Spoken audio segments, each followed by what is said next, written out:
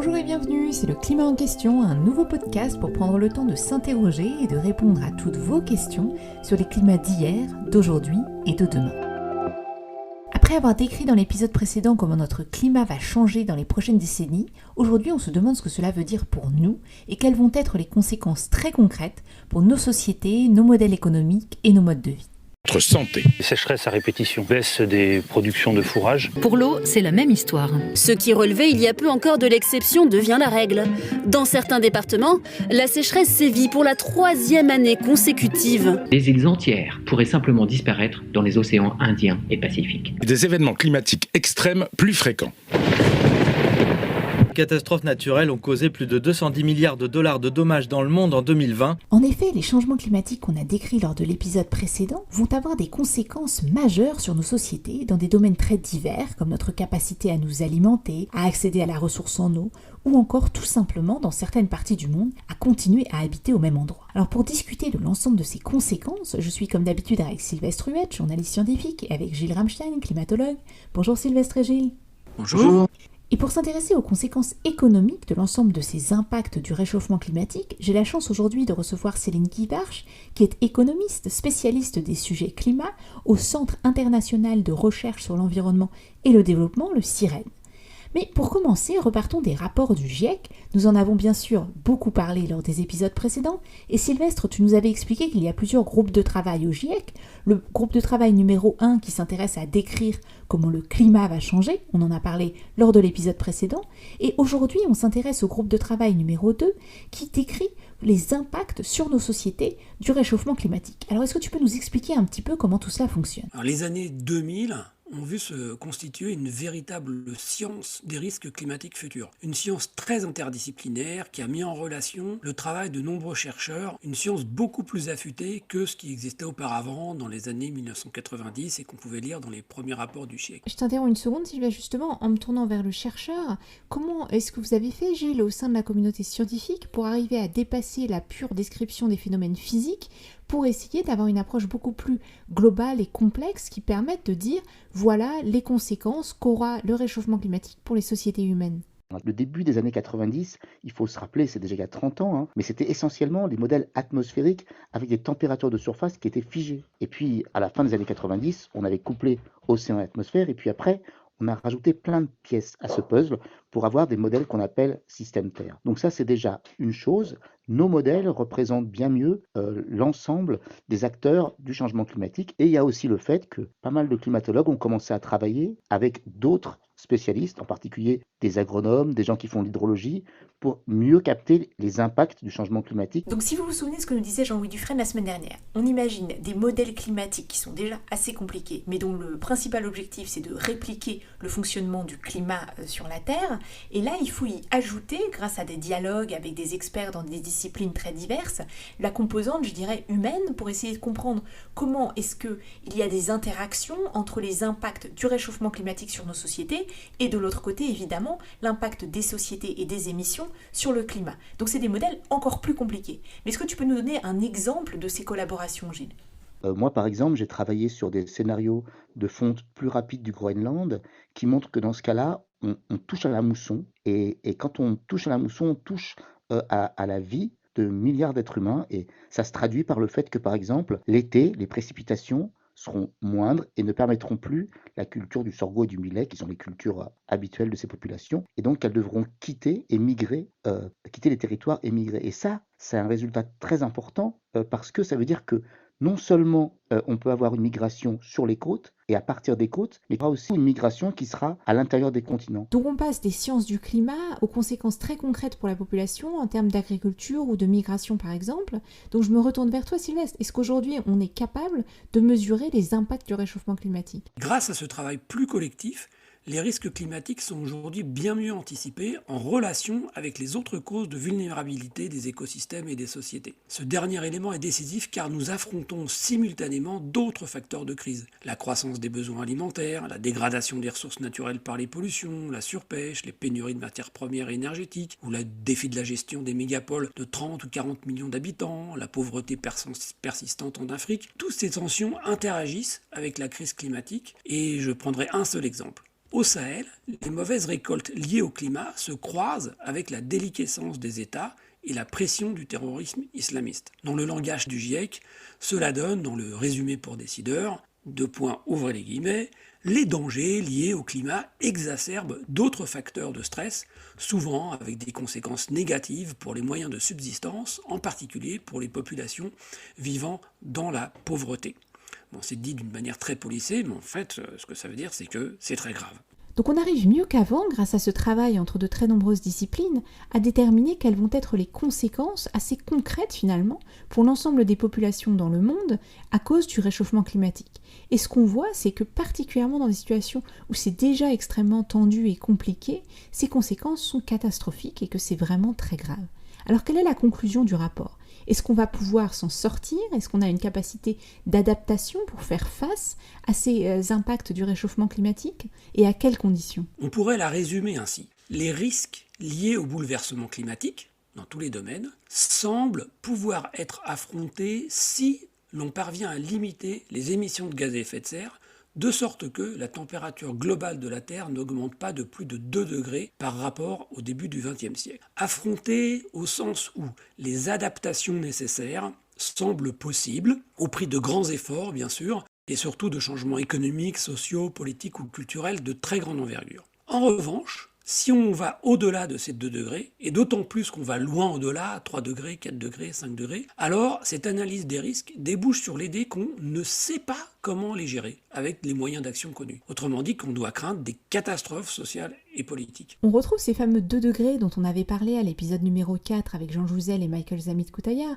Et donc ce que tu nous dis et ce que nous disent les rapports du GIEC, c'est bien que ça fait une vraie différence. Un réchauffement d'ici la fin du siècle de 2, 3 ou 4 degrés. Et donc que nos efforts aujourd'hui pour limiter nos émissions, pour limiter justement les conséquences du réchauffement climatique sont extrêmement importants. On y reviendra d'ailleurs dans un prochain épisode où on se demandera si on peut encore limiter le réchauffement climatique à 2 degrés. Mais je reviens à notre sujet, on a aussi beaucoup dit dans les épisodes précédents que cette température globale ne parlait pas vraiment aux gens. Alors est-ce que tu peux nous dire de façon très concrète à quoi ressemblent ces conséquences dont tu nous parlais ? Prenons la sécurité alimentaire, quelque chose de littéralement vital. Dans le monde actuel, près de 800 millions de personnes ne mangent déjà pas suffisamment. Dans un monde qui se réchauffe de 2 à 3 degrés, le rendement des grandes cultures de céréales, le blé, le maïs, le riz, fait d'abord apparaître d'ici 2050 des zones de croissance, comme en Sibérie ou Canada, et des zones de décroissance de ces rendements, sous les tropiques et aux latitudes tempérées comme en France. Mais même des zones positives sont fragiles. Lors des sécheresses et canicules estivales de 2010, les récoltes de blé en Russie ont chuté à 65 millions de tonnes contre 100 millions l'année précédente, au point que Poutine a interdit l'exportation du blé. Et rappelons-nous qu'en Europe de l'Ouest, lors de la canicule de 2003, les récoltes de blé avaient chuté de 20% par rapport à l'année précédente. Puis, nous disent les simulations, à la fin du siècle, 80% des zones agricoles du monde entier devraient voir leur rendement décroître, alors que la population aura peut-être augmenté de 1 ou 1,5 milliard de personnes à nourrir. D'ailleurs, le rapport souligne que aucune équipe n'a fait de simulation des rendements agricoles pour un réchauffement allant au-delà de 4 degrés C, comme si on n'arrivait même pas à imaginer une telle situation. Et le GIEC souligne que la sécurité alimentaire est en risque considérable, écrit-il, à l'échelle mondiale tant que régionale, si on réchauffe aussi fortement le climat de la Terre. Merci Sylvestre, donc on voit bien les conséquences dans le secteur de l'agriculture, qui est évidemment un secteur essentiel, vital pour nourrir la population mondiale. Si on passe maintenant des terres aux mers, quelles sont les conséquences pour les océans, et en particulier pour les populations qui dépendent des océans pour leur survie et pour leur économie ? C'est un exemple intéressant parce que c'est un exemple qui montre la synergie entre le changement climatique et d'autres causes de risques, en l'occurrence alimentaires. Les protéines en provenance des océans, par la pêche, sont très précieuses pour nombre de populations pauvres. Or, déjà 80% des stocks de poissons sont surexploités, donc on ne peut pas en retirer plus de protéines. Mais le réchauffement va faire migrer des populations marines, fragiliser les coraux, acidifier les eaux, ce qui pose des problèmes à de nombreuses espèces de mollusques, étendre les zones dites anoxiques qui sont privées d'oxygène. Le résultat global, nous disent les simulations, c'est que si les océans des plus hautes latitudes devraient voir leur production augmenter, celle des océans tropicaux et tempérés baissera. Et donc si tu croises la mauvaise gestion des stocks de poissons avec ce phénomène climatique, qui sera d'autant plus fort que le réchauffement sera élevé, alors ça veut tout simplement dire que les océans ne seront d'aucun secours pour nourrir le 1,5 milliard d'êtres humains en plus d'ici 2100 qui peuplera la Terre et qu'il faudra bien nourrir. Donc pour l'instant, on a parlé des conséquences dans plusieurs secteurs essentiels pour la vie humaine, mais qu'en est-il de la vie quotidienne ? Est-ce qu'il va y avoir des endroits où on ne pourra tout simplement plus habiter ? On parle parfois de terres inhabitables. Est-ce que c'est exagéré ? Non, allons directement aux incidences sur la santé humaine du réchauffement climatique. Rappelons-nous que la canicule de 2003 a fait environ 15 000 morts en France et plus en Italie. Or, les vagues de chaleur vont se multiplier, s'allonger et aller plus haut en température. Ça, c'est une certitude. On encaissera des semaines avec des plus 50 degrés en France, par exemple, et plus encore ailleurs. Il y a des régions entières sous les tropiques qui vont endurer de telles températures durant tous les mois chauds de l'année. Des économistes ont déjà calculé que le nombre de jours de travail perdus, parce que tout simplement ça sera impossible de travailler par des températures trop élevées, se compteront en dizaines de millions à l'échelle du globe. Et puis il y a des zones qui vont passer sous les eaux en raison de la montée du niveau marin. Elles seront donc littéralement inhabitables et d'ailleurs également incultivables. Et la surface de ces zones menacées grandit avec le niveau du réchauffement. Autre exemple, les niches écologiques d'insectes vecteurs de maladies tropicales vont s'élargir vers les latitudes actuellement tempérées. Donc ça c'est pour les populations humaines, et qu'en est-il des infrastructures qui nous permettent de faire circuler des biens et de se déplacer, comme les ports, les routes, les gares ? De toute manière, toutes les infrastructures industrielles ou les zones urbaines ou les moyens de transport ont été construits en fonction du climat connu, donc celui d'hier, pour y résister. Et comme ce climat change, eh bien le contexte dans lequel ces structures vont fonctionner n'est pas nécessairement conçu au départ. C'est le cas par exemple des oléoducs et des gazoducs qui sont construits sur le sol gelé en permanence au Canada, en Alaska ou en Sibérie. Et on voit bien que avec la fonte du pergélisol, eh bien, ces structures sont en danger, elles peuvent rompre. Ça peut faire des pollutions de grande envergure. Et on connaît d'ailleurs dans ces régions des problèmes avec des immeubles, des maisons d'habitation qui sont construits sur le pergélisol.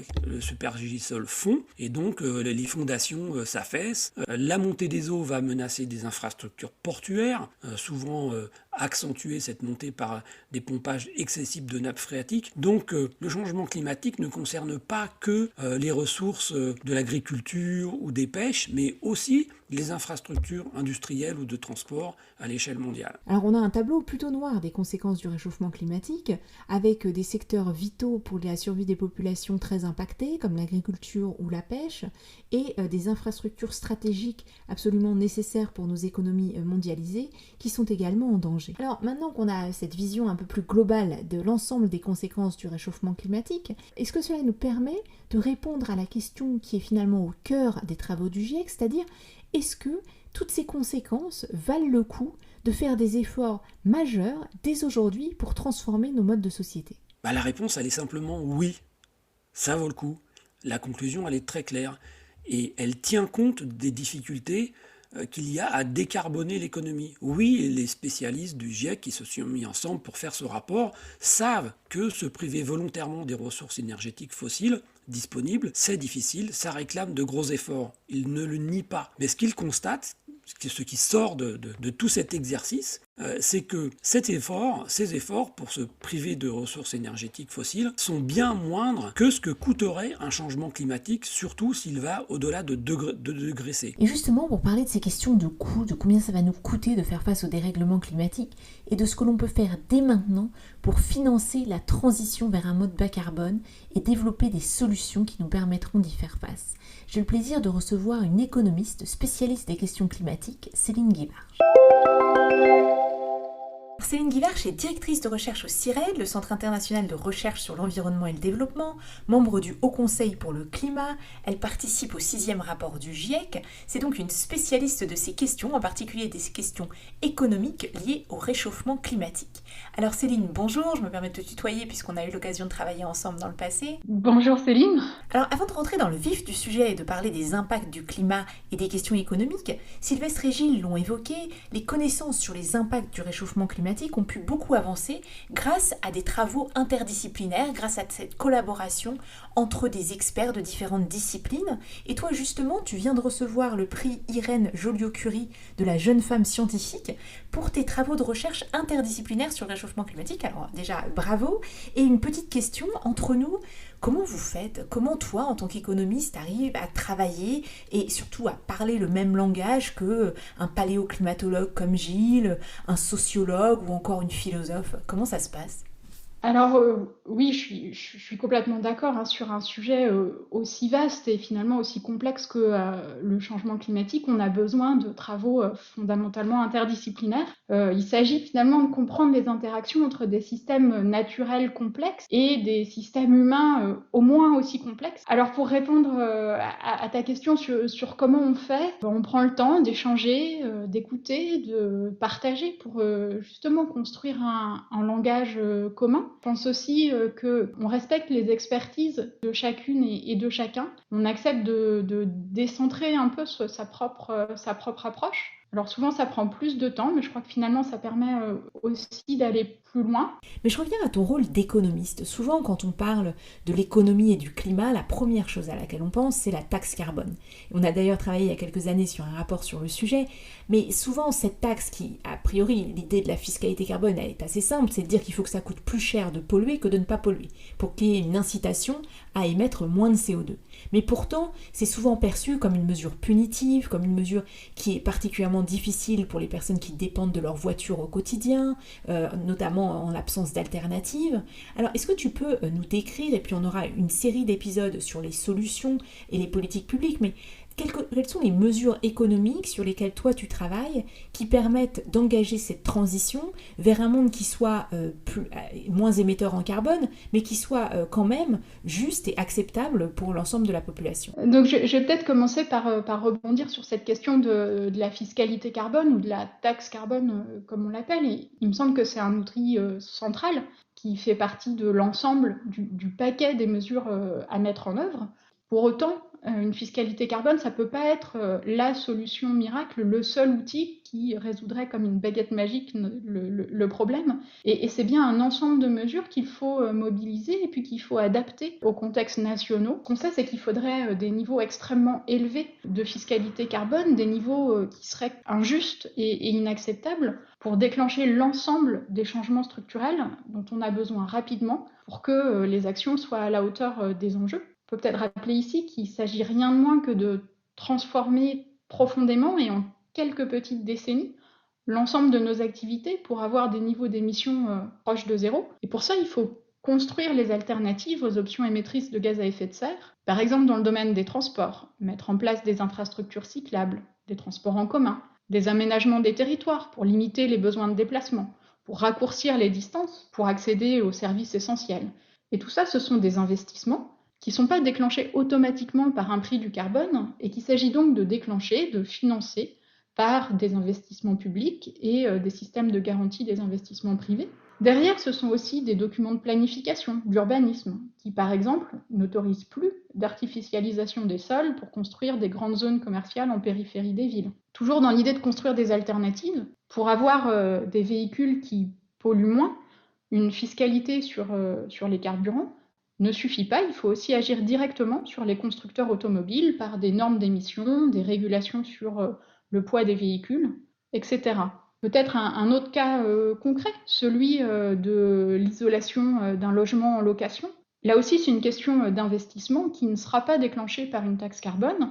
Donc les instruments pertinents sont des aides à l'investissement et des obligations à la rénovation, des passoires thermiques tout particulièrement. Et peut-être pour en revenir sur la fiscalité carbone, il faut aussi voir qu'il n'existe finalement pas une seule taxe carbone, une seule façon de concevoir et de mettre en œuvre une fiscalité carbone. Et en particulier, il est maintenant bien démontré que c'est l'utilisation des revenus d'une telle fiscalité pour accompagner les transformations et pour compenser certains des effets régressifs, pour aussi refondre la fiscalité plus largement, qui conditionne les effets distributifs de la fiscalité carbone et qui sont un des aspects de ce qui constitue une transition juste. Donc autrement dit, les recettes, l'argent récupéré grâce à ces mécanismes de type taxe carbone pourraient être réutilisés, être réinvestis pour aider les ménages dans cette transition, les accompagner,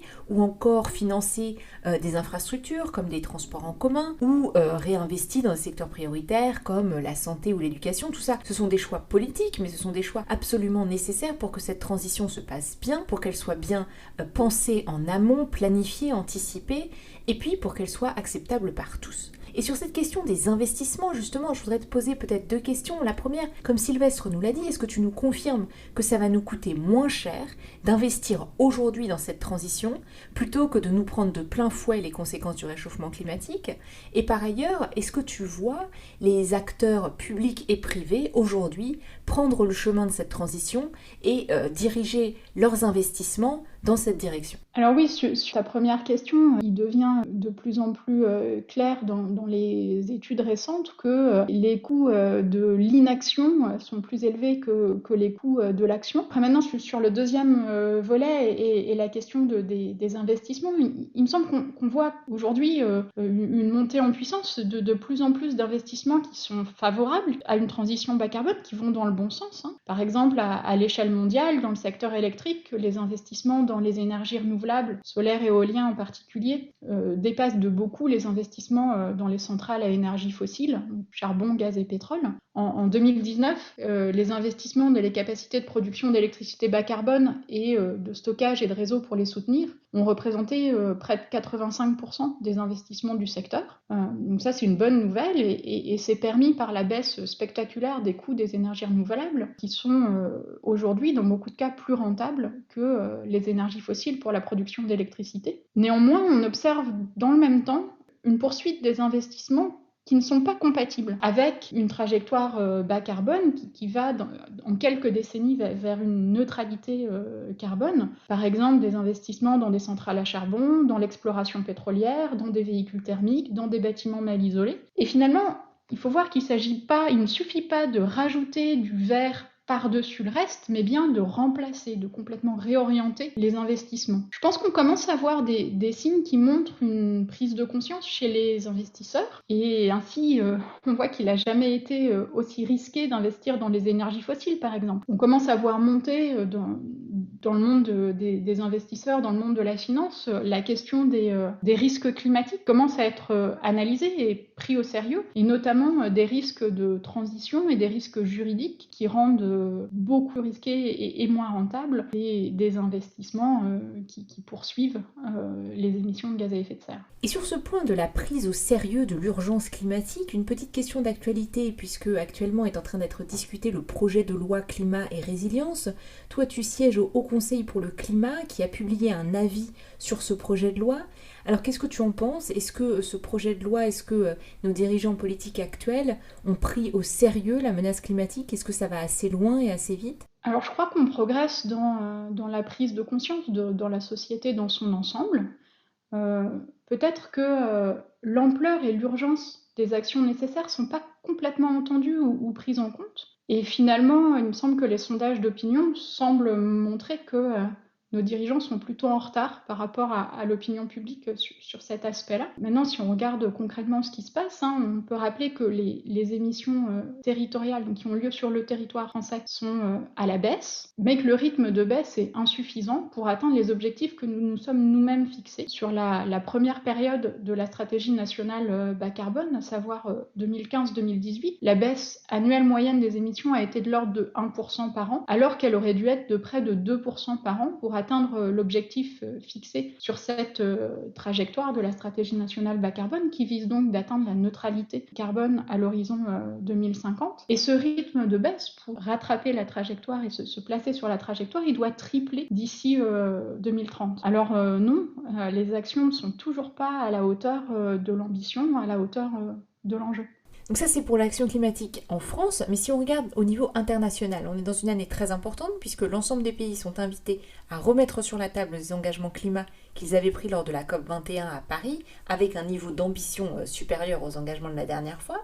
Qu'est-ce que tu penses du coup de l'action au niveau mondial ? Et j'insisterai peut-être sur un point qui est quand même important de rappeler, que l'ensemble des pays ne sont pas responsables de la même manière du réchauffement climatique, avec, pour le dire très simplement, des pays développés qui ont quand même une large part de responsabilité et des pays en développement, notamment les plus pauvres, qui ont très peu émis finalement, mais qui par contre vont être les plus vulnérables aux conséquences du réchauffement climatique, notamment en Afrique par exemple. Alors, merci pour cette question sur l'intersection entre climat et inégalité. Je voudrais revenir dessus parce que je pense que c'est une question qui est vraiment importante. C'est une question qui se retrouve entre pays, mais aussi au sein des pays, avec d'un côté les pays et les personnes les plus riches qui ont contribué et continuent de contribuer de manière disproportionnée aux émissions de gaz à effet de serre qui causent le changement climatique. Donc, par exemple, si on regarde le cumul historique d'émissions de CO2, les États-Unis en représentent à peu près 25%, l'Europe 22%. Au sein des pays, il existe aussi de fortes disparités dans l'empreinte carbone des ménages, et si le niveau de richesse d'un individu n'est pas le seul déterminant de ses émissions, il en est le premier. Et par exemple, en France, l'empreinte carbone moyenne des ménages du 10e décile, c'est-à-dire les 10% des ménages les plus riches, elle est près de 3 fois supérieure à celle des ménages du premier décile, les 10% les plus pauvres. Et à l'inverse, comme tu le disais, ce sont les pays et les individus les plus pauvres qui sont les plus exposés et surtout les plus vulnérables aux impacts du changement climatique. Et finalement, le changement climatique agit comme un amplificateur des risques et exacerbe les inégalités qui sont préexistantes. Et pour conclure, qu'est-ce que tu penses des engagements climatiques qui ont été présentés déjà par quelques pays et de ceux qui devraient suivre dans les mois à venir ? Je pense qu'on voit certains signaux qui sont positifs. Les engagements à atteindre la neutralité carbone qu'ont pris un grand nombre de pays, dont des grands émetteurs comme la Chine et l'Europe. Le retour des États-Unis dans l'accord de Paris, par exemple. Mais ce dont on a besoin maintenant, c'est de transformer ces objectifs de long terme en des actions à très court terme pour enclencher et accélérer les transformations vers la neutralité carbone, justement, et des actions d'adaptation à un climat qui a changé et qui va continuer à changer. Donc je ne peux qu'espérer que les décisions qui vont venir dans les mois qui viennent seront à la hauteur des enjeux. On va se quitter sur ces mots. Merci beaucoup Céline Guivarch d'avoir accepté d'être notre invitée pour cet épisode du climat en question et je vous donne rendez-vous à toutes et tous pour notre prochain épisode au cours duquel nous répondrons à vos questions, celles que vous nous avez envoyées depuis plusieurs semaines. Et comme d'habitude, un grand merci à Karim Baldé, Alexandre Carrier et Fabrice Étifier pour leur coup de main ainsi qu'à Clémence Sundung pour la musique originale de ce podcast fait maison. Avec les moyens du bord. Si vous aimez le climat en question, n'hésitez pas à nous laisser des étoiles, des commentaires sur les plateformes de podcast et en parler autour de vous. Vous pouvez nous retrouver comme d'habitude sur Facebook, Twitter et Instagram ou par email leclimatenquestion avec un s @ecomail.fr. Et rendez-vous dans 2 semaines pour le prochain épisode.